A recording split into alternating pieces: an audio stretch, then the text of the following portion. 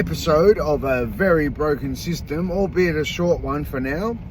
Almost right on cue, we have reports, which is hilarious in itself, of, and I mean nothing but Constable Officer Mr. O'Halloran. I mean him nothing but the best, because 100% Victoria, the country that I'm making this from, in the left-wing woke state of Australia,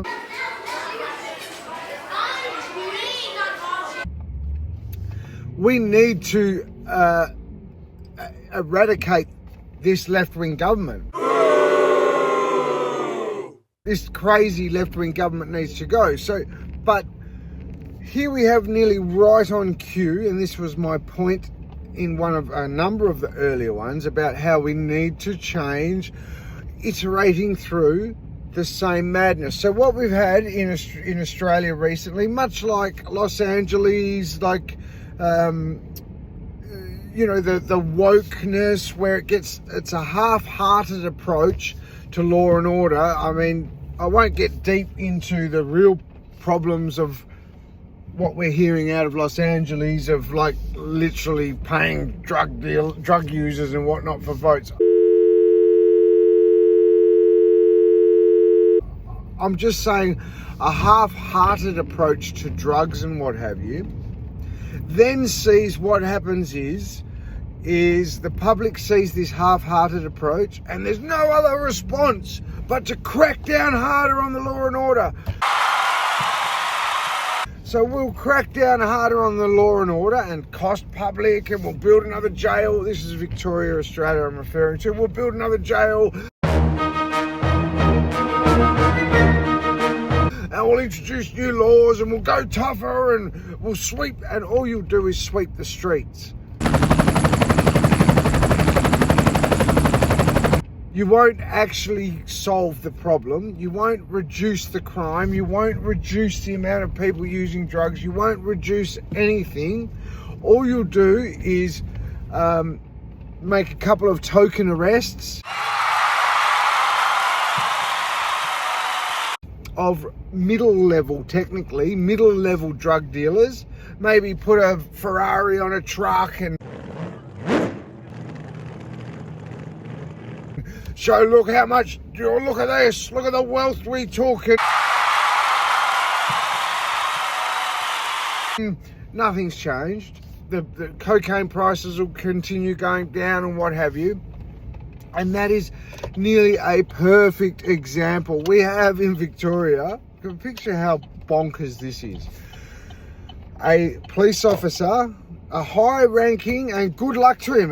Well done. I wish him all the best. I hope he can knock this Labor government for 6. They are a horribly corrupt, disgusting outfit with foreign collusion at their heart. That I've experienced firsthand.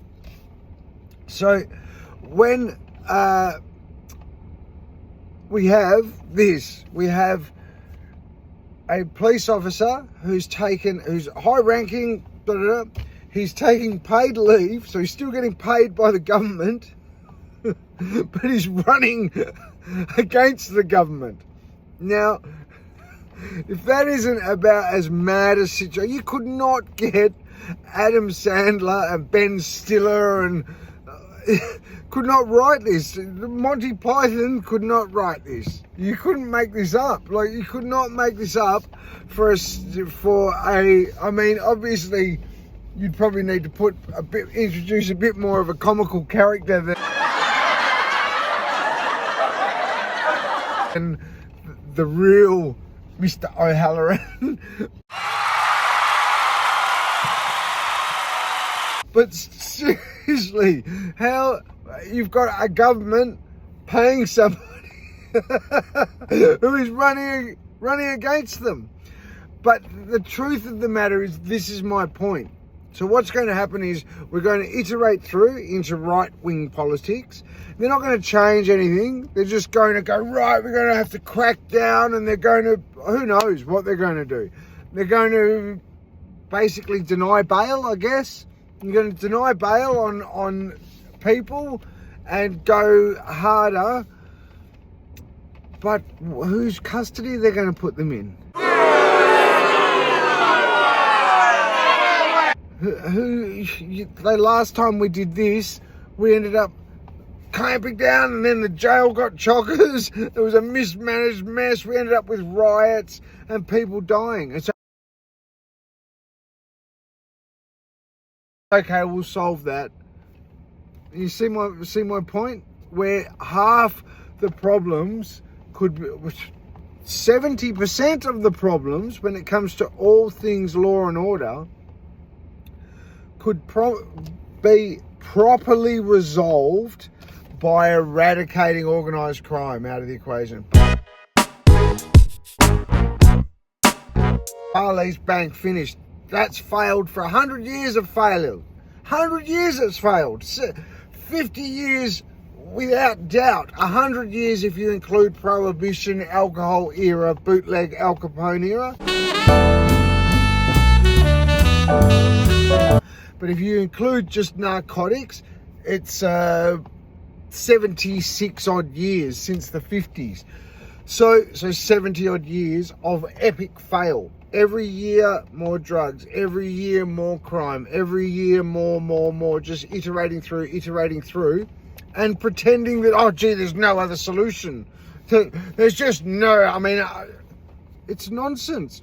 The first thing you need to do, ladies and gentlemen, it's not forever, is remove the money. Remove it. Take it off the organised criminals and bikies. Bang, you're gone. Sorry, no, nothing for you. No illicit tobacco trade, no drugs, nothing. We're owning it. And with that, then you change thinking. Then you change. You'd have to be thinking 10-year, 20-year plan, just like they did with the seat belts, drink driving, speeding, like a proper plan and properly thought out.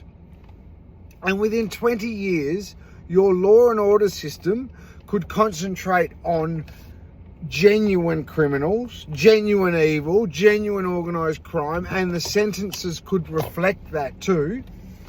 And you wouldn't just be going in circles, struggling for police officers, struggling with all this money goes out the window twice. Once for the law and order, the health, the da-da-da, and then the other for the 50 odd billion that you give to organised criminals. It is literally a nonsense. And sadly, again, I mean no disrespect to any police officers, that is half the problem. Half the problem is we take the advice off the police, in the sense that here's the police on the front line with this almost like a military response where they need to keep that, like, the us and them, just to maintain morale and what have you. Very much like in the military, for example, they will often give the opposition a nickname, like, hey, the skinnies. Famously in the Black Hawk Down movie, so to remove the personal, to remove the person out of it, so there's no emotion and what have you, so they don't see the person, they just get the job done. It helps them psychologically do a tough job. We get that. However, that then comes into the advice. So, I wouldn't want those scumbags doing that. That's not, Barleys, that's not the answer. It's a fail. You're not going to win like that. You're not going to win, but I wouldn't want these scumbags. And then the next thing, you're working with drug dealers to get the drug addicts, but there'd be no drug addicts stealing stuff if there was no drug. If that doesn't tell you how big a nonsense it is in Victoria at the moment, let me just give you this. Let me just sign off on this one.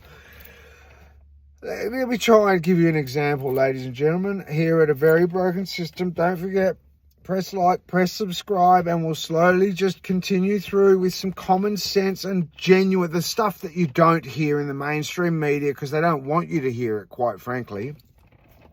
And that is, right now, we have what I call approved drug dealers. So every neighbourhood has local drug dealers. Heaps. Police know who they are, street level drug dealers. They know every single house which is selling which drug. They know it. You can see it a mile away. However, what they basically rely on is if the police go knocking on the door, hey, we've had a burglary, anybody come around here, this was a big issue, this is causing us problems, and somebody's ended up dying. Yes, no problem. Oh, Barry, yeah, he came around here and he was offering some handbags. The police will consider that, right, no worries, carry on as you were. The crimes wouldn't be committed if Barry wasn't selling the drugs. Do you see how farcical the whole system is? It is a nonsense. It genuinely is, ladies and gentlemen. They never tell you this. It's like, again, with all the respect in the world for the AFP, doing a tough job, probably a little bit woke these days, but they wheel out these ridiculously expensive prices. They get these busts, and they'll tell you, a kilogram, and they'll price it at $100 a point. It fluctuates now, coincidentally, but they'll usually price it at $100 a point. So you have 10 points per gram, and obviously 1,000 grams per kilogram. So 1,000, they'll price it like that.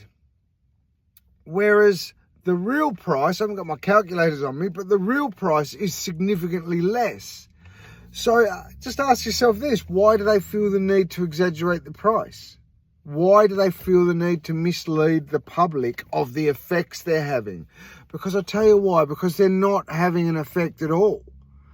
I'm going to do the math on this one. So I'll sign off here and I'll splice it into another one. I'm going to show you the math. We've got 17,000 odd police. I'll sign off there.